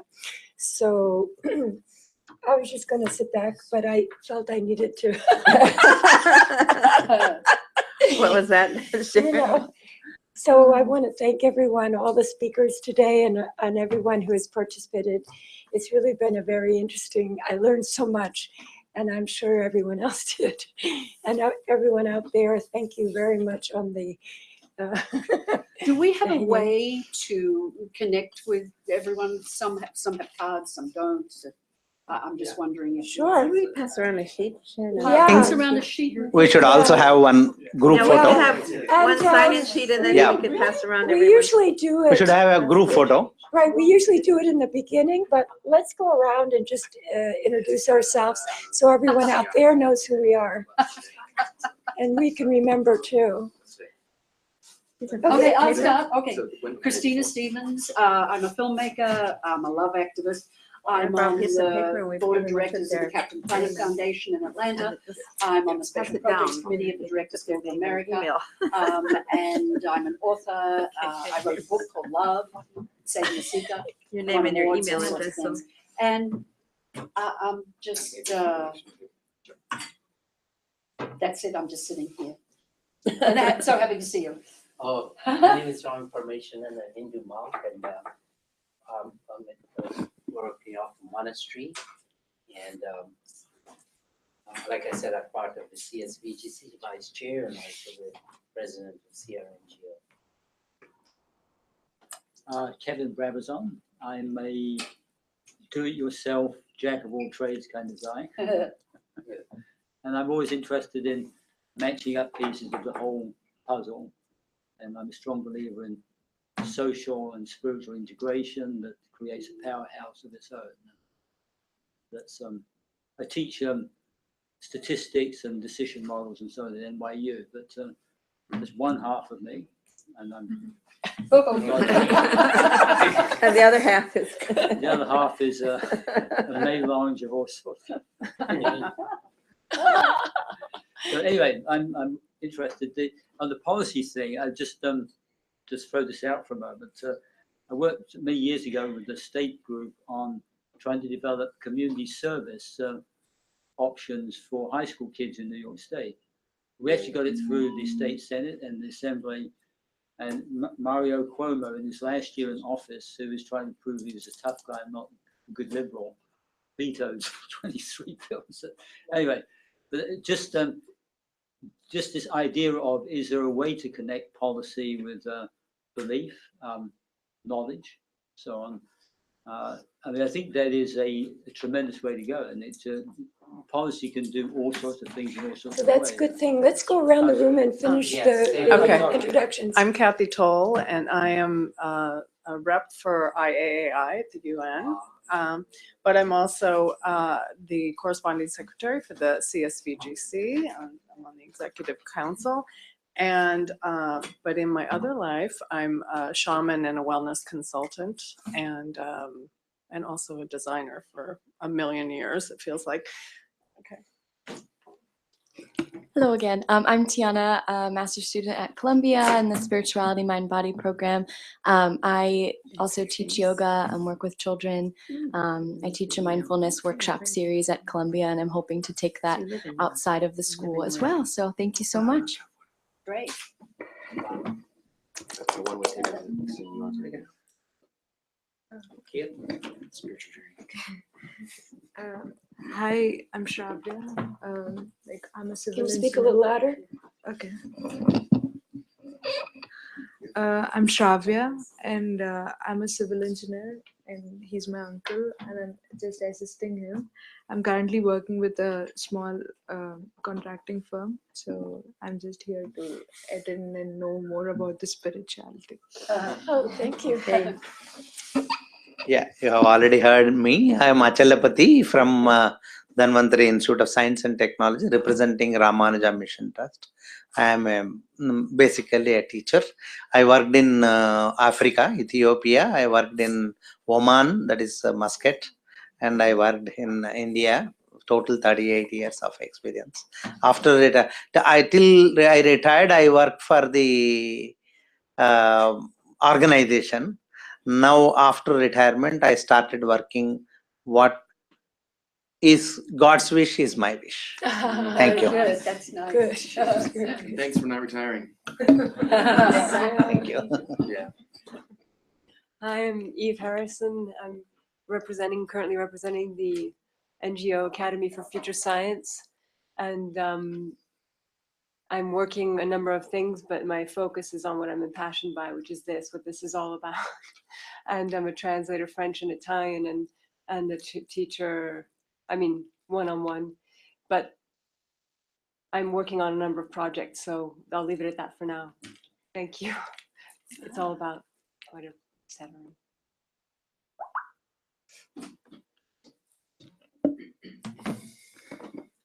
Hi everyone. My name is Maria Anohina. I happen to be here completely by chance because I was invited by Miro just to help to set up the video message and their live stream video.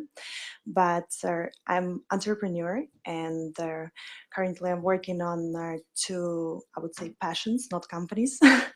One of them would do financing for infrastructure development in West Africa, and another one is we work on a platform for the youth and mentors to connect, and we're currently preparing a festival, or not a festival, but their summit at the UN and their Facebook office and Fordham University.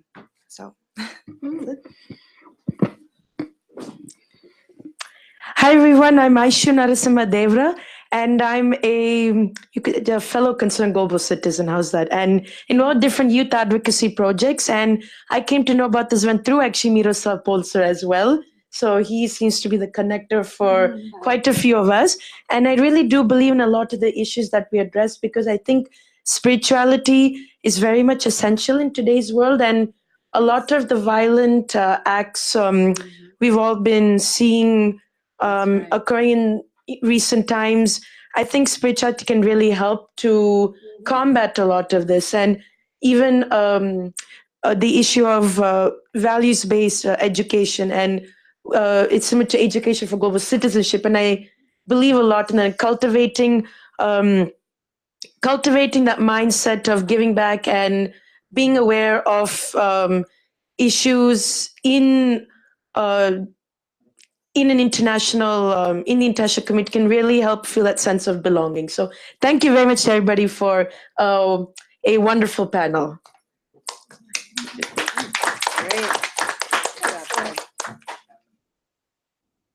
name is Joseph Tembo. I work for a nonprofit, Urban Pathways, in New York City. We provide services for people who have mental illness or drug addiction. We transition them from the street or wherever they are for housing. So we have placed all of them in housing. Myself, I am a Reiki master. I am a aromatherapist. And I was invited here by somebody who couldn't make it. I think this is the center of spirituality for every humanity. Yep.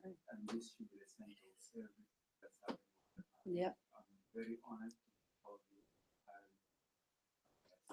Thank you. Supporting you, whatever I can do. Thank you. Thank you. Keiko? My name is Keiko White, an intern of Committee of Spirituality and administrator of the Universal Peace Federation. And thank you so much for a wonderful meeting today. Thank you. Good afternoon. My name is Mary Murphy, also known as Mary Elizabeth Murphy. I'm an invited guest of Sharon Hamilton Guest, and I'm truly honored and very grateful to be in your presence. I too am a spiritual being walking around in a physical body. And I have been a lover of our Creator and the youth for many years. And I'm very passionate for expansion, especially for a youth group that I used to belong to, that's worldwide. I had so much that I wanted to share with all of you, with everything that you said. And truly grateful. I want to connect.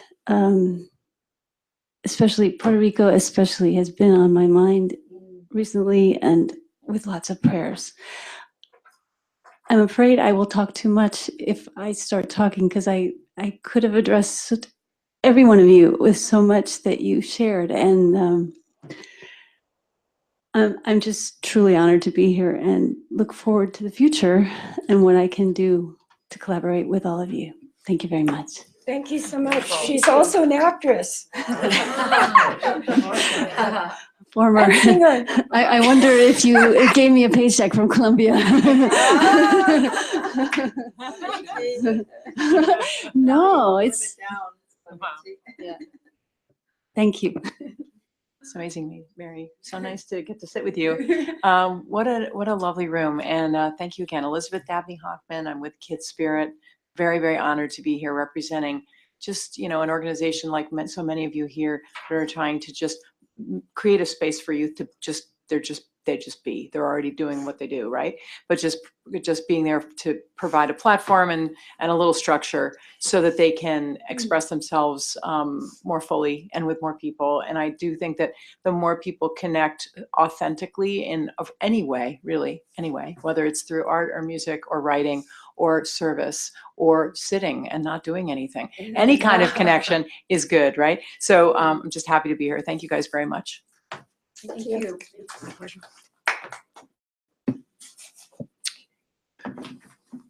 So yeah, you got to hear one version of me earlier. I've got one other affiliation I didn't mention that I think is relevant for this room, which is an ambassador for the Esalen Institute out of Big Sur, California. We are assisting with some of their future programming through Digital Rain and Friends. And so this is Biggie Stardust. That's been my creative crutch, but as I'm realizing my path of a couple transformations is the reason I'm here, is to embody getting in touch with my highest self, my most creative self. And I think that creativity, turning on everyone to their innate creativity, is the only way that we're going to get out of all the challenges we're facing. And I think there needs to be, and this is not my idea, it was borrowed from some friends, but an 18th SDG that's just focused on creativity, and that's going to solve the other 17. So the more we can bring creativity into the mix and into these conversations, I've seen it with my own eyes for 9 years at Burning Man for 7 days, just how capable humanity is. And it's time to turn everybody on, make it happen. Thank you. Thanks for the invitation. Well, I have to agree with you. There actually should be an 18th Sustainable Development Goal. I feel it should be spirituality, but it doesn't matter. I mean, creativity. That's the expression. No, that's the expression of it. But it's the glue. It's the missing glue that is going to activate all of these, you know? So I'm with you. Maybe we can make it happen. It's already It's already happened. It's happened? It's happened. Yeah. Well, numerologically, there should be 18. Okay, Jeannie? How did it happen? We'll have one group photo, if you mind. Okay. Madam Chair. And We'll have a I forgot one more. group photo we'll have. I noticed there was. Jeannie? No, I'll just end with my name. I represent, my NGO is Universal Peace Federation. We have 120 branches around the world, 80 active ones. And we work for peace, interfaith understanding, and renewal of the UN.